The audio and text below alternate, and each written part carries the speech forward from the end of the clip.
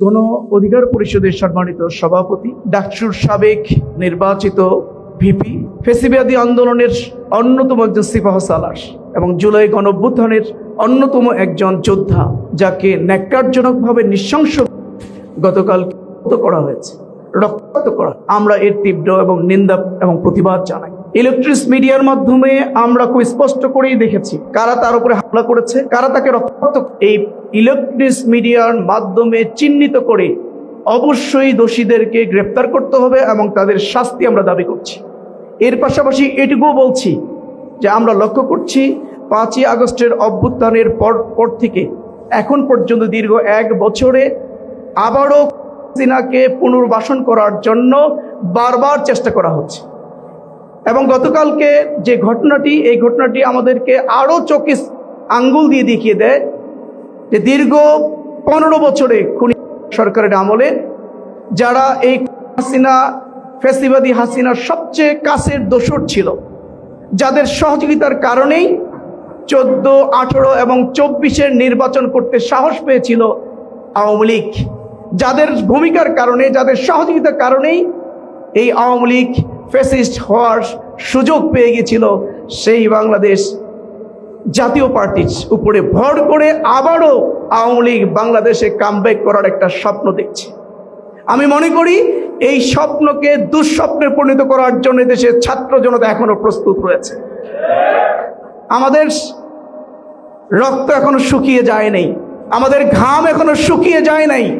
আবু সাইদ মুগ্ধরা হয়তো দুনিয়া থেকে বিদায় নিয়েছে, তার লক্ষ কোটি সহযোগীরা, যোদ্ধারা কিন্তু এখনো সেই স্বপ্ন নিয়ে বেঁচে আছে যে আগামী দিনে আর কোনো ফেসিবাদীকে এখানে মাথা উঁচু করে দাঁড়াতে দেবে না ইনশাআল্লাহ। এজন্য আবারও বিপ্লব হবে, আবারও উত্থান ঘটবে, আবারও জীবন দেব, রক্ত দেব, কিন্তু খুনি হাসিনা এবং তার দোসরদেরকে বাংলাদেশে কোনো অবস্থায় পুনর্বাসনের কোনো সুযোগ দেওয়া হবে না ইনশাআল্লাহ।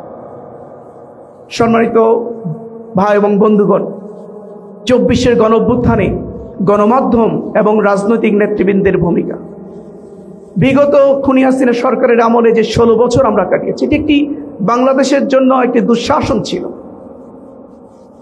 এই জায়গায় গণমাধ্যম কর্মীদের উপরে যে অপারেশন চলেছে, যে নির্যাতন হয়েছে, যে জুলুম হয়েছে, যারা এই সত্য নির্ভীক সাহসিকতার সাথে গণমাধ্যম কর্মী হিসেবে, গণমাধ্যম হিসেবে যারা ভূমিকা রাখার চেষ্টা করেছিল, তাদেরকে এই কণ্ঠ রোধ করা হয়েছে। আপনারা জানেন, দিগন্ত টেলিভিশন সাহসিকতার সাথে, বলিষ্ঠতার সাথে যখন ফ্যাসিবাদী খুনি হাসিনার সরকারের বিরুদ্ধে যখন কথা বলতো, সত্য সংবাদ পরিবেশন করত, তখন এই দিগন্ত টেলিভিশনকে বন্ধ করে দেওয়া হয়েছে। 21 টেলিভিশনকে বন্ধ করে দেওয়া হয়েছিল, অসংখ্য গণমাধ্যমকে বন্ধ করে দেওয়া হয়েছিল বিগত 16 বছরে।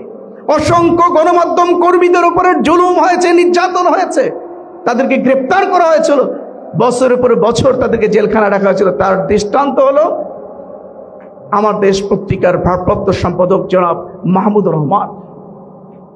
সত্য কথার বলার কারণে, ভারতীয় আগ্রাসনের বিরুদ্ধে কথা বলার কারণে, ফ্যাসিবাদের বিরুদ্ধে সোচ্চার ভূমিকা পালন করার কারণে তাকে গ্রেপ্তার করে বছরের পর বছর জেলখানা রাখা হয়েছে, তার উপর হামলা হয়েছে, তাকে রক্তাক্ত করা হয়েছে।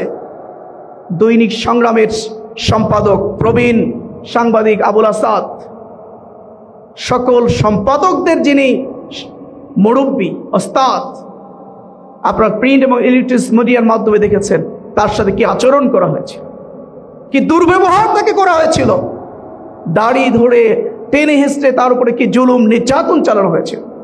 আমরা এই ধরনের প্রত্যেকটি ঘটনার তীব্র নিন্দা এবং প্রতিবাদ জানাই এবং প্রত্যেকটি ঘটনার সুষ্ঠু তদন্ত করে দোষীদেরকে আইনের আওতায় নিয়ে এসে তাদের উপযুক্ত শাস্তি আমরা কামনা করছি। সম্মানিত ভাই আমার, এত জুলুম নির্যাতনের পরও গণমাধ্যম কর্মীদেরকে থামিয়ে রাখা যায় নাই। তারা ফ্যাসিবাদের বিরুদ্ধে কলম সৈনিকের ভূমিকা পালন করেছে, নির্ভীক সাহসিকতার ভূমিকা পালন করেছে এবং 24-এর গণঅভ্যুত্থানেও তাদের ভূমিকা ছিল অপরিসীম, সাহসিকতা সম্পন্ন, যার কারণেই 6 জন গণমাধ্যম কর্মী যারা সাহসিকতার সাথে ফিল্ডে থেকে জুলাই যোদ্ধাদের সাথে ভূমিকা রাখার কারণে তাদেরকে শহীদ হতে হয়েছে, তাদেরকে জীবন দিতে হয়েছে। এবং অসংখ্য গণমাধ্যম কর্মী ভাইরা রয়েছেন, বোনেরা রয়েছেন, যারা আহত হয়েছেন, পঙ্গুত্ব বরণ করছে, যাদের চোখ গেছে, পা গেছে, হাত গেছে, এ ধরনের হাজারো গণমাধ্যম কর্মী ভাইরা আছেন, যাদের ত্যাগ এবং কুরবানির বিনিময়ে আমরা আজকে স্বাধীন বা নতুন স্বাধীনতা বাংলাদেশ অর্জন করেছি। তবে এর বিপরীত আরেকটা চিত্র রয়েছে। এই বিগত সরকারের আমলে কিছু কিছু গণমাধ্যম এবং কিছু কিছু গণমাধ্যম কর্মী যে সরকারের দালালি করেনি এটি বলা যাবে না। অবশ্যই খুনি হাসিনার সরকারের দালালি করে ওই সরকারকে টিকিয়ে রাখার জন্য কিছু গণমাধ্যম কর্মী তখনও ভূমিকা রেখেছে। আমরা তাদেরও উপযুক্ত শাস্তি দাবি করছি।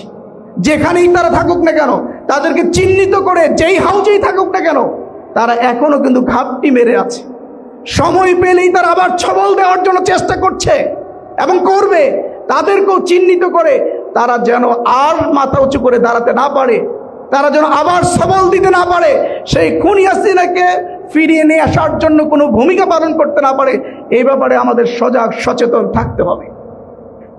কারণ ওই সময় আমরা দেখেছি শেখ হাসিনা যখনই বিদেশ থেকে কোনো সফর থেকে ফিরে আসতো, যখন সাংবাদিক সম্মেলন করত, কিরকম ভূয়সী প্রশংসা, মিথ্যার ঝুলি সাজিয়ে তাকে ভূয়সী প্রশংসা করে তাকে তার ওই রাজত্ব টিকে রাখার জন্য কি ভূমিকা তার সেজন্য রেখেছেন। ন্যাক্কারজনক। গণমাধ্যম হলো সমাজের দর্পণ। তারা সঠিক সমালোচনা করে, যৌক্তিক সমালোচনা করে ব্যক্তি, সমাজ, রাষ্ট্রকে পরিশুদ্ধ রাখবে, সঠিক জায়গায় রাখবে। সেই জায়গার পরিবর্তে সেই সময় কিছু গণমাধ্যম কর্মীরা ন্যাক্কারজনক ভূমিকা রেখেছে। রাজনৈতিক নেতৃবৃন্দ, যদিও এই আন্দোলনটা শুরু হয়েছিল আমাদের তরুণ ছাত্রদের দ্বারা, 52 সালে যেভাবে দেশের ছাত্ররা রাজপথে নেমে এসে রক্ত দিয়ে, জীবন দিয়ে বাংলা ভাষাকে আন্তর্জাতিক মাতৃভাষা হিসেবে স্বীকৃতি দেওয়ার ক্ষেত্রে ভূমিকা রেখেছিল, 69-এর গণঅভ্যুত্থান, 71-এর স্বাধীনতা যুদ্ধ, স্বৈরাচার বিরোধী আন্দোলন এবং সর্বশেষ এই 24-এর গণঅভ্যুত্থান, এদেশের তরুণ ছাত্রদের ভূমিকাই ছিল শীর্ষে। আমরা 16 বছর ধরে রাজনীতিবিদরা অনেক আন্দোলন করেছি, অনেক সংগ্রাম চালিয়েছি, কর্মসূচির পর কর্মসূচি দিয়েছি, কিন্তু আপামর জনসাধারণকে আমরা কিন্তু একত্রিত করতে যখন ব্যর্থ হয়েছিলাম, ঠিক তখনই এদেশের ছাত্র সমাজ অতীতের ধারাবাহিকতায় তারা রাজপথে নেমে এসে যখন তারা কর্মসূচি দিল, সেই কর্মসূচির সাথে দল মত নির্বিশেষে সকল শ্রেণী পেশার মানুষগুলো একত্রিত হয়ে এই আন্দোলনকে গণ আন্দোলনে রূপান্তর করে খুনি হাসিনাকে বাংলাদেশ থেকে পালিয়ে যেতে বাধ্য করেছে। এই আন্দোলনের রাজনীতিবিদদের একটা গুরুত্বপূর্ণ ভূমিকা ছিল। হ্যাঁ, রাজনৈতিক পরিচয় দিয়ে রাজনৈতিক দলগুলো হয়তো মাঠে থাকেনি, ভূমিকা রাখেনি, কিন্তু জনশক্তি দিয়ে নেতৃবৃন্দ ফিল্ডে থেকে আপামর জনতার সাথে কাঁধে কাঁধ মিলিয়ে এই রাজনৈতিক নেতাকর্মীরাই কিন্তু একটা বিরাট ভূমিকা পালন করেছে। বুদ্ধি দিয়ে, পরামর্শ দিয়ে, লজিস্টিক সাপোর্ট দিয়ে, জনশক্তি দিয়ে, নিজেরাও থেকে। আমি যদি বলি আমিও একজন সেই সময় এই সম্মুখ সারির একজন যোদ্ধা ছিলাম। আমি জানেন, আমরা বিগত সেই স্বৈরাচারী সরকারের আমলে 5.5 বছর আমি কারাগারে ছিলাম, একটানা 4.5 বছর। 2013 সালে আমি কেন্দ্র সভাপতি, ছাত্র শিবিরের যখন কেন্দ্র সভাপতি ছিলাম, এই ফ্যাসিবাদী সরকারের বিরুদ্ধে আন্দোলন করার কারণে আমাকে গ্রেপ্তার করা হয়েছিল। একটানা 4.5 বছর আমাকে কারাগারে বন্দী রাখা হয়েছে। আপনারা জানেন, প্রায় 200-র উপরে মামলা আমাকে দেওয়া হয়েছে। 57টি দিন একটানা আমাকে রিমান্ডে নেওয়া হয়েছিল। তার আগে আরেকবার গ্রেপ্তার হয়েছিলাম, তখনও প্রায় 1 বছরের মতো আমাকে কারাগারে রাখা হয়েছিল। সব মিলিয়ে এই 15-16 বছরের মধ্যে 5.5 বছর আমাকে কারাগারে রাখা হয়েছিল। কিন্তু এই কারাগারে রাখার পরেও আমাদেরকে থামিয়ে রাখতে পারে নাই। এই জুলাই গণঅভ্যুত্থানে কখনো শহীদ মিনার, কখনো যাত্রাবাড়ি, কখনো বনশ্রী, আর শেষ সময়গুলো একেবারে শাহবাগে একটানা অবস্থান। কিন্তু আমরা কখনো মিডিয়া কর্মীদের সামনে, গণমাধ্যম কর্মীদের সামনে আমরা দাঁড়াইনি, আমরা কোনো ভূমিকা রাখি। এই জন্য যে আমাদেরকে ট্যাগ, এই আন্দোলনকে ভিন্ন কোনো ট্যাগ দিয়ে যেন এই আন্দোলনকে নষ্ট করতে না পারে। এই আন্দোলন হবে ছাত্র জনতার আন্দোলন। এইটাকে এখান থেকে একটা বিরাট রেজাল্টের জন্যই মূলত আমরা আমাদের সেই সময় নিজের পরিচয় নিয়ে আমরা মাঠে ছিলাম না। আমরা ছাত্র জনতার কাতারে মাঠে থেকে এই আন্দোলনকে পৃষ্ঠপোষকতা দিয়ে সাহস জুগিয়েছি, লজিস্টিক সাপোর্ট দিয়েছি, এই আন্দোলনকে বেগবান করেছি এবং এই আন্দোলনকে চূড়ান্ত বিজয়ের দিকে নিয়ে যাওয়ার জন্য ভূমিকা রেখেছি। এই ধরনের সকল রাজনৈতিক দলগুলোর এখানে ভূমিকা রয়েছে, ফেসিবাদ বিরোধী রাজনৈতিক সংগঠনগুলো ছিল, প্রত্যেকেরই গুরুত্বপূর্ণ ভূমিকা এই আন্দোলনে আছে।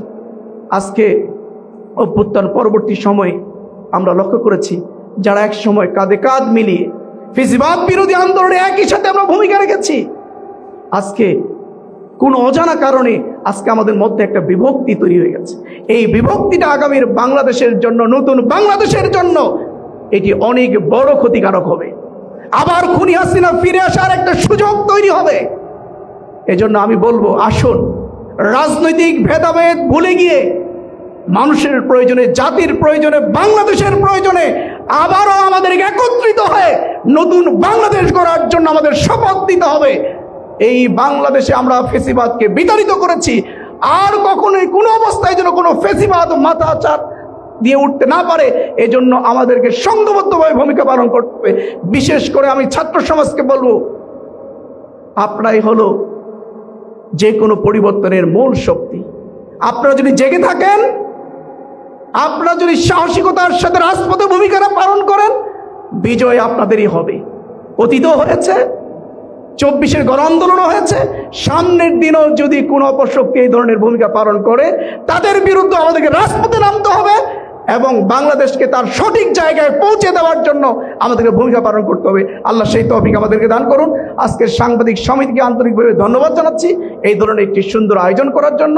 এই আয়োজন সফল হোক, সার্থক হোক। আসসালামু আলাইকুম।